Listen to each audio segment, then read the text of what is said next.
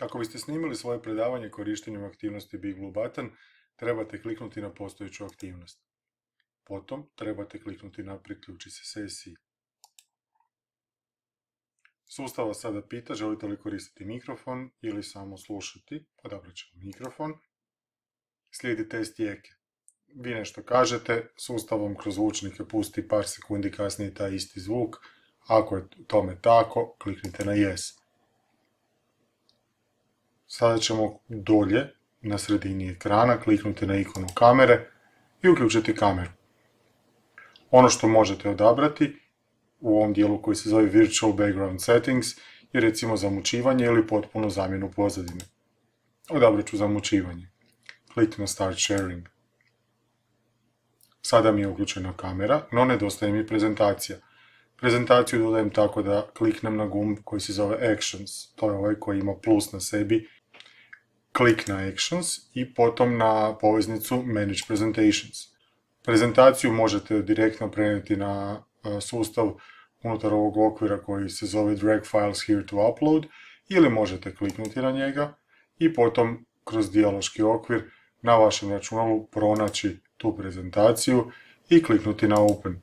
Prezentacija može biti u PowerPointu, Wordu, PDF-u, može biti nekakva Excel datoteka, što god vi želite, s napomenom. Prezentacija će biti pretvorena u PDF format kada kliknemo gore desno na Upload. Kliknem na Upload, sustav će vam prikazati u gornjem desnom uglu postupak konverzije. Kada je prezentacija gore, mikrofon vam je uključen, vaši studenti su vam rekli da vas čuju i vide ako to radite uživo, obično to oni naprave u chatu. Gore na sredini imate gumb koji se zove Start Recording. Kada kliknemo na njega, sustav nas pita želimo li snimiti, želimo. Klik na Yes.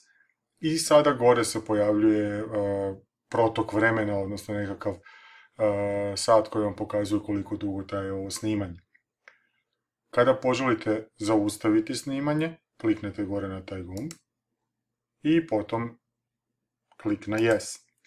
Ako je to gotovo, znači prošlo je nekih 45 minuta ili sat i pol vašeg predavanja i vi ste gotovi sa svime, sada trebate, da bi se ta snimka mogla obraditi, odnosno da bi ovo sve završilo, kliknuti gore desno na ovaj izbornik koji se pokreće klikom na 3 okomito postavljene točke i potom odabrati End Meeting.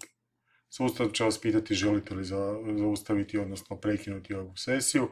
Vi ćete reći da, odnosno kliknuti na Yes i potom na dijaloškom okviru koji vam se pojavi nakon toga kliknuti na OK.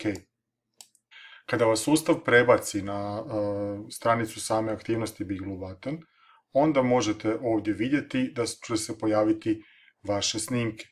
Ova naša snimka se još nije pojavila.